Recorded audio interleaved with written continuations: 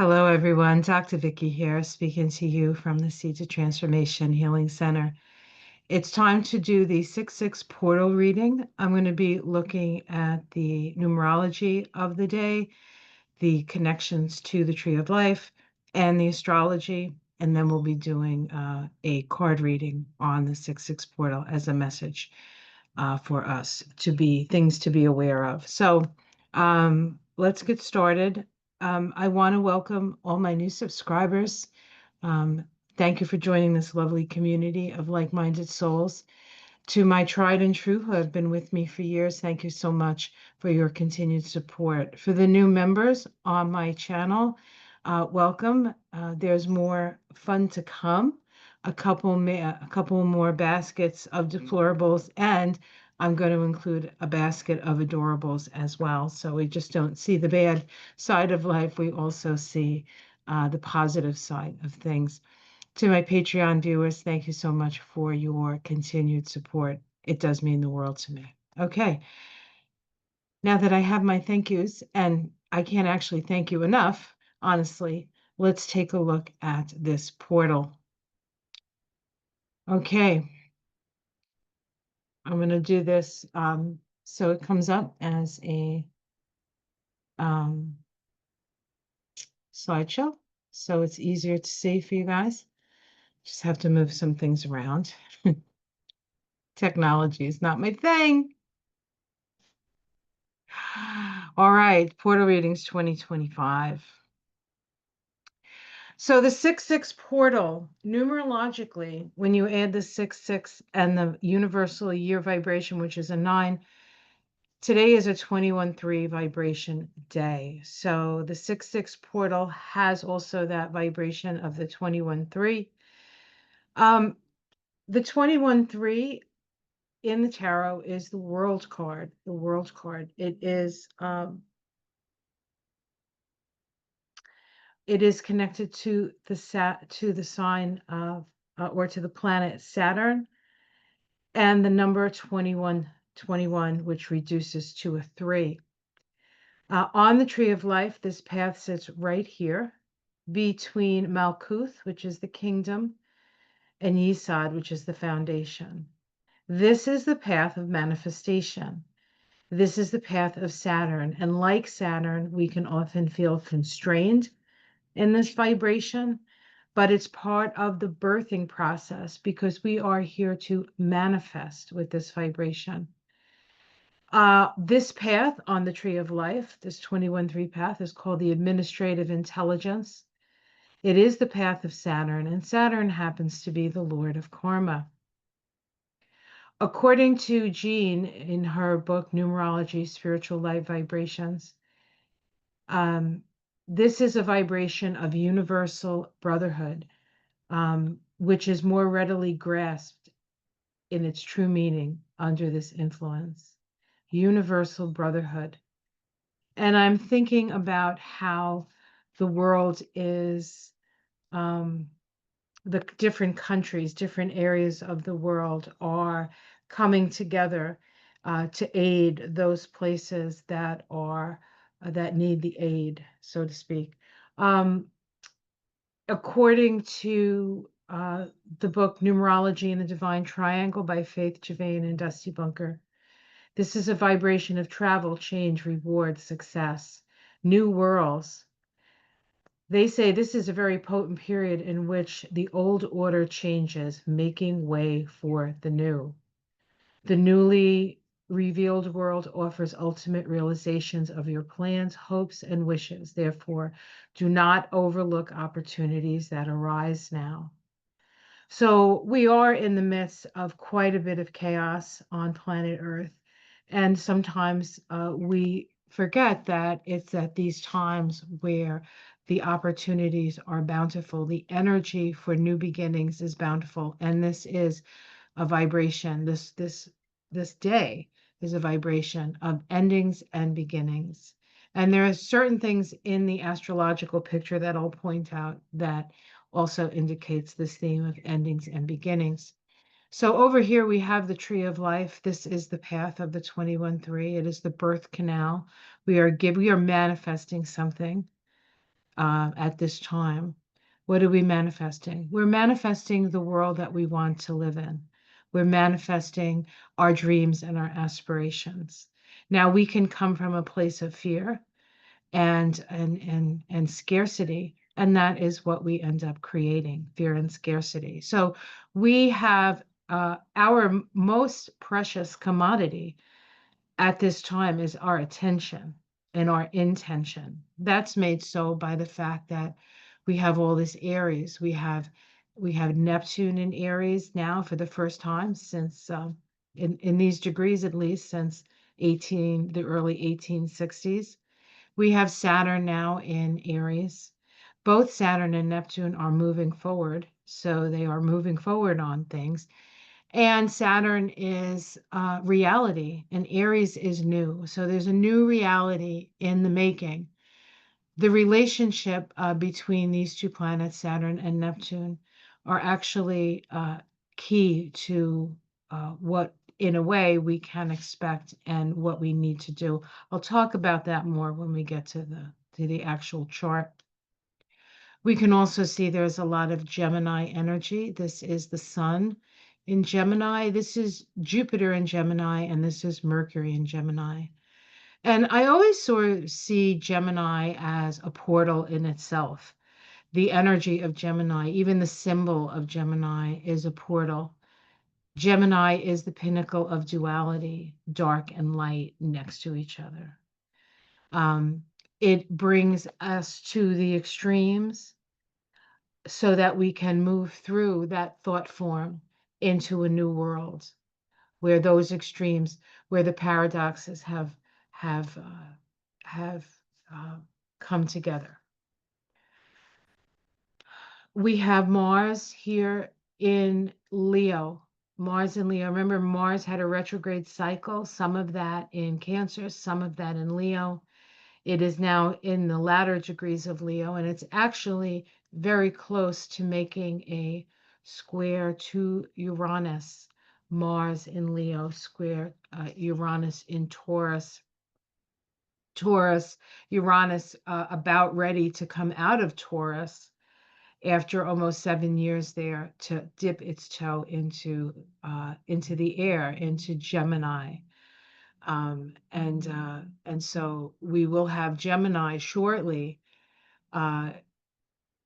in the house or in the Sephrith of Uranus. So Gemini is ideas, information, and Uranus is illumination. So we can expect things that were hidden to start coming up very, very much in our face. Almost, we might even have an overload of information when the light finally shines. You know, when the lights go on and you've been in the dark, you have to adjust to the light. It actually hurts your eyes. And so we're in that process of the awakening, right? The great awakening. We have Pluto in Aquarius, of course. That's going to be there for 19 more years. So that's not going anywhere. Pluto, the planet of power. When Pluto goes through a sign, all the things associated with that sign go through a transformational process. We have Aquarius is technology. Aquarius is friendships. Aquarius is humanitarianism. Aquarius is equanimity. Those things that are preventing that will go away. And yet this is also the dark side of those things, the dark side of technology, the dark side of tribalism, all of that comes up. And Pluto actually evolves through its polarity point. And the polarity point of Pluto in Aquarius is Leo. And so really what we are coming to understand through Pluto moving through Aquarius is who we are, who are we, who am I, what self, what do I, what makes my heart big and pure and joyful. And so it's going to be important for us while we're moving through most likely some dark stuff. I mean, I'm not one to put a lot of energy into the darkness, but you can't deny that it's there. So there will be problems, there will be restrictions, but it's important for us to keep our hearts open, because the heart, humanity's greatest gift and really weapon in a way, is love. And love is the kind of weapon I like to wield, because love begets love and connection and togetherness. And together we can create this new world. But we have to realize that the enemy, that we're not the enemy, that we're not the enemy. All right. So let me go to the chart now, just so we can take a look at that. Now, what I've done is I did two charts. This is 6:06 a.m., just, because of the sixes. And I did an Aries rising chart. And I did do this for Washington, but it doesn't really matter with an Aries rising chart. So at 6:06 in the morning, the moon was in Libra. The moon was in Libra. It was actually making an inconjunct to the North Node. And on the other side, we have Mars making a strong inconjunct to the North Node, Mars and Leo. Mars and Leo having to make adjustments in order to act on North Node in Pisces, compassion, right? Healing. We also have Jupiter and Mercury in a close conjunction to each other. Mercury and Jupiter will be making a conjunction. I believe it's in the last degree of Gemini, sort of putting a period on the end of that Jupiter and Gemini um, uh, year-long sentence that we've been having. And of course, Gemini is information and Jupiter is information. I mean, Jupiter is expansion, but Gemini is both sides. And so we're getting as much true information as propaganda information. We're going to have to sort of move all that stuff through another filter. And I think that's going to happen when Jupiter moves into Cancer, because Jupiter in Cancer is exalted, it's powerful in Cancer, and it's an expansion of aid and help, and then hopefully the people who really need the help will get the help. Women and children, people in war zones, and families who are struggling, right? Here in the United States, where this big, beautiful BS bill is really just a way to destroy the economy, make the rich people richer. Do they really need it? And hurt the most vulnerable of us. And that is not really what America stands for, in my estimation. And I'm sure there are many Americans that do believe that. So cruelty being the point is not the point of America. It is part of the wound of America. America has a Chiron in Aries. We just had our 5th Chiron return. The last exact Chiron on Chiron happened in, I believe it was April.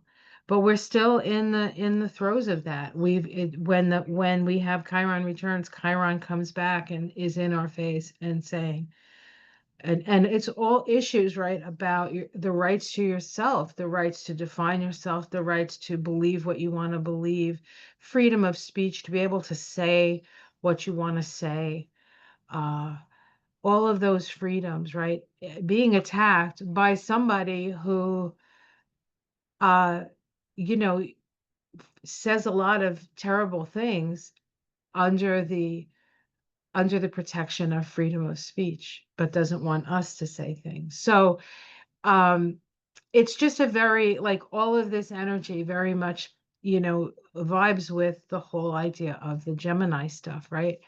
So we have Mars here. Notice Mars is starting to get closer and closer to an exact square to Uranus, and this is going to occur within in the month of June. In fact, it's the same time that we have, let's see, we have Mars and Saturn, but I'm sorry, Saturn, no, I'm sorry, we have Mars and Uranus making a square. We also have Saturn and Jupiter. And Jupiter will on the 9th, I believe, move into Cancer. And when it does, it's going to be making a square to Saturn and Neptune.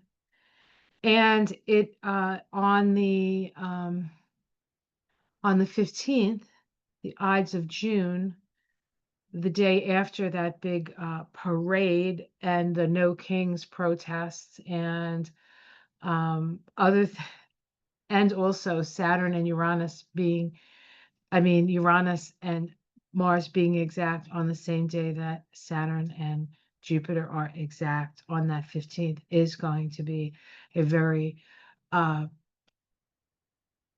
um, a day that we can see a big change, a big shift, unexpected, um, but part of the process in the case of Jupiter and Saturn, which is a longer synodic cycle, coming to that crisis and action state to create the foundations for the seed planted at the uh, Saturn Jupiter conjunction that occurred on the winter solstice in 2020, and it occurred at the first degree of Aquarius. And so that initial great conjunction that happens every 20 years in the first degree of Aquarius is about building things that have lasting value. And we have been mobilized mostly by somebody telling us who we can't be and who we are when we know that's not who we are and who we don't want to be. And now it's about this process between now and the time that we have the opposition between Saturn and Jupiter, which happens in 23rd. There's 5 actual oppositions. I think it's 20. Maybe the first one happens in 29, 30, and 31. So those years, we're going to have a fruition of the seeds planted at the conjunction in 2020. But as that happens, between now and then, we are building the foundations. We are creating.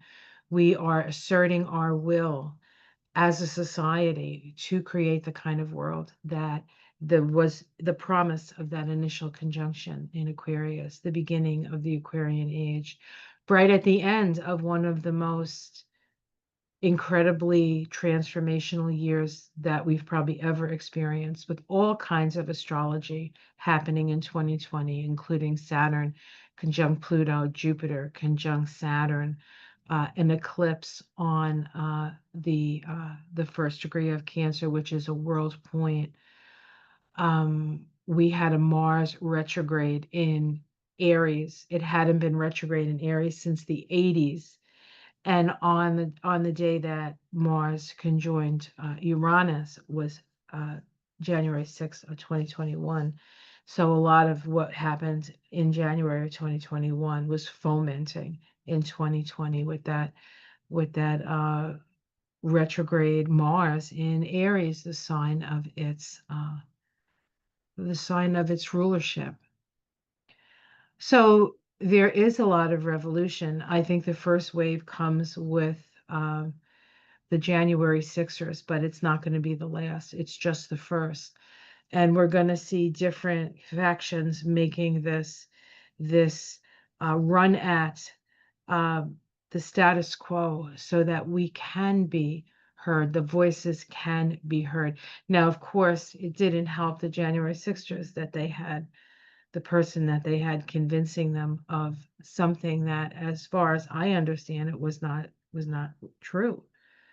Right? They were that the election was stolen. The election was not stolen. Right? The election was not stolen. Joe Biden won, as far as I understand, fair and square because people got to vote. And because a lot of it was done remotely, people had the option to vote via mail. A lot of the ways there was still voter suppression, but a lot of the ways that they would normally suppress the vote, they did not have the opportunity to.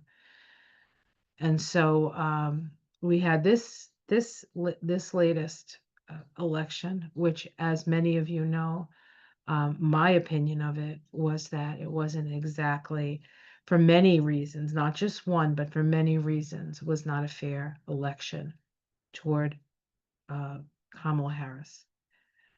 Um, and there's actually right now there's in I think Rockland County, New York, they are questioning the votes because of the vote, the stats don't make sense. So that's happening. So things are happening, things are moving. We're going to find out soon enough, I think, what's going on here. But I didn't really want to make this political, but I did want to point out that there is something shifting, there is something turning right now. And part of that turning is the fact that Saturn and Neptune are in a conjunction. Saturn is the planet of reality, and Neptune is the dissolution of that reality. Now, Neptune is ahead of Saturn. And so Saturn is surrendering to Neptune. It's balsamic to Neptune. This is part of a 36-year synodic cycle that began in 1989 when we had conjunctions in the sign of Capricorn between Saturn and Neptune. That was the same year the wall came down, the Berlin Wall came down. It's always a significant time, Saturn Neptune's conjunctions for the country of Russia and the leadership of Russia. And we know that Putin just had a big defeat against the Ukrainians, who were really, I mean, they're not they're a good army, and they've been fighting for a long time, and they've been very technologically savvy, but they don't, it's changing the face, right? It's changing the face of warfare, really, in a way, making it a little bit more equal, egalitarian, um, because almost anybody could figure out the drone thing and create a drone army and all of that stuff, right? So it, in a way, in a strange way, it equalizes and takes the power away from the old way. Remember that this 6-6 portal 21-3 is the old systems are collapsing and the new ones are taking its place. And we want to make sure that as we move forward into the future, that we do it with both justice and heart. It's not just because we can anymore, it's because it's right. All right. This is, you can, thank you, honey. All right. My husband just bought me lunch. So let's stop the share here. Okay. And let's pull some cards.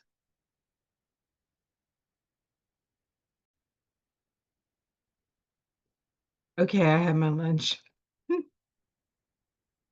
Let's take a look at cards. So this is a message for the 6-6 portal for everyone. What do we need to be aware of?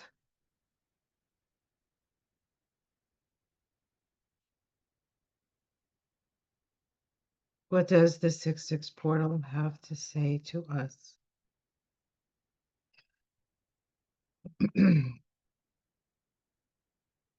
I'm using the Illuminati deck. Okay.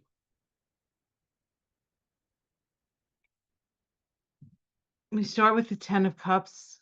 The 10 of Cups is a card of dreams, aspirations, happiness. It's kind of having it all, right? Your garden, your family, blessings from heaven. That's the moment that we're in. Let's see what challenges that. Information coming in quickly. This can also be things coming at you from the sky. Okay. Too much information. Underneath it, justice. So what are we standing on? We're standing on justice. And the justice card, let me see if I can focus it in here. Sorry about the camera work here. There we go. Beautiful, isn't she? But notice that the justice, she has the sword of truth in one hand and the scales of justice in the other. This is karma. And take notice that her eyes are wide open because cosmic justice, her eyes are wide open. And so there is information coming that will bring justice. Now, this Ten of Cups, while it is a very positive card and certainly something to aspire to, it can also be, there can also be an illusionary quality to it. And I say that only because the challenge is information coming in. Let's see what's in the past. We have death in the past, change, transformation. So the change has already occurred. The change has already occurred. In the sky, we have the Ten of Wands. This is being oppressed, right? This guy wants to get to the tower and he has all these wands in his hand. They're not well organized. They're all kinds of ideas and thoughts and beliefs that they had that they will have to shed. This is about shedding the oppression. So Spirit says, shed that which no longer serves. Let go of those things that are taking your joy away. Okay. In the immediate future, we have the Three of Pentacles. This speaks of working well with others, working with your expertise, being your best self, putting your best foot forward, putting your best self forward. Whatever you're best at, you need to be doing that now and working with others because this is a time when we are building our future. How it's seen from the outside, we're on a whole new path. The change has come. The change is here. And we are taking a leap of faith. A leap of faith. Our domestic situation. The Seven of Swords. The Seven of Swords is, sevens are always about analysis. And here we have this page running away with these swords. This is an encampment, a battle encampment, but he's leaving two swords. So in a way, this is a disarmament kind of energy as well, but it's also an ability to see who the scoundrel is, right? My teacher would call this card Something Stinks in Denmark. Well, they're going to figure out what's stinking, and I don't think it's in Denmark. Hopes and fears, the Hanged Man. This could be a fear that we're stuck in the situation that we're in. But even if we are stuck in the situation that we're in, it doesn't preclude us from looking at the world from a different perspective. And so perhaps this is a hope that people start to look at things from a different perspective. Outcome, I have the Two of Wands.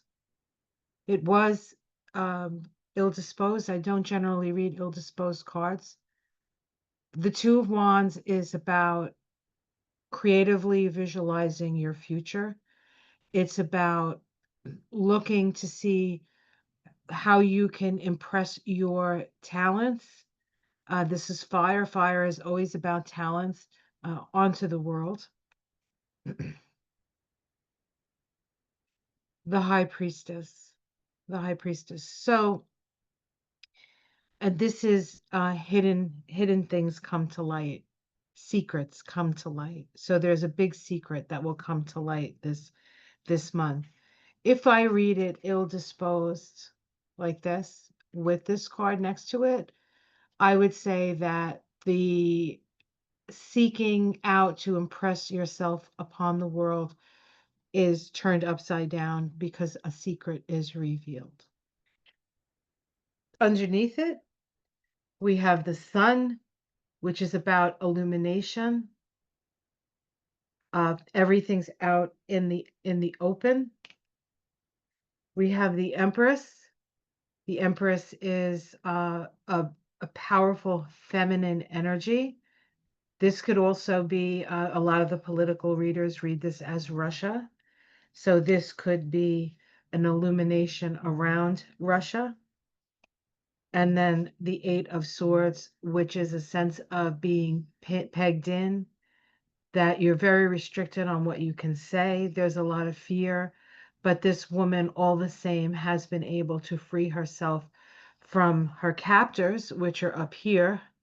She has made it to the beach and she is almost through, and she makes it through by following the water, following the feelings, following her intuition. She can't see where she's going, but she can intuit it. This is a Gemini card. It can be associated with the prison of the mind, but it is being illuminated perhaps as to who really is in prison here, who really is restricted. So it's interesting that in this we have a 1, 2, 3, 4, 5 major arcana cards in this. And so that always indicates a time of faded things happening, and the reason, like, serious spiritual initiation, um evolution at its maybe if finest and quickest that we've experienced. So things are changing on a dime, and I feel as though we need to keep our balance at the root. We have the balance of justice. And the outcome is to know.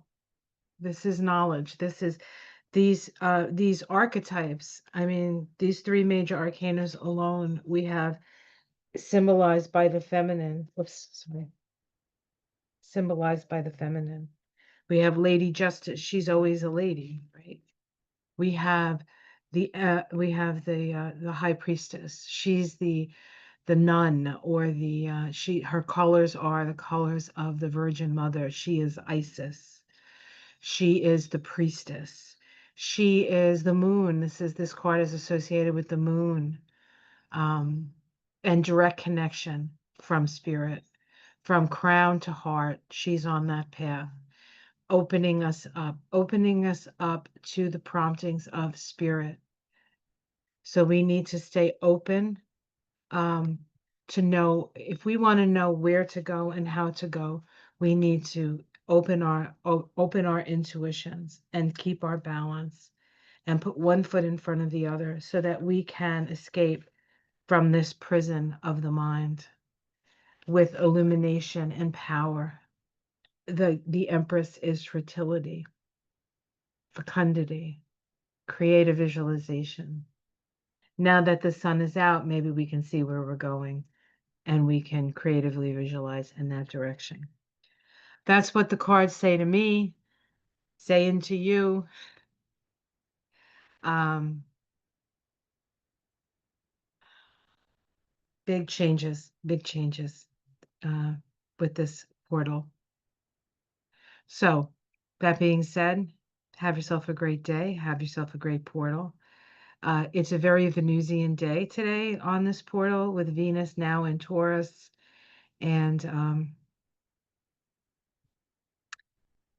the sun, I mean the moon, in a Venus ruled sign for most of the day. It does move into Scorpio later today, where we get to confront.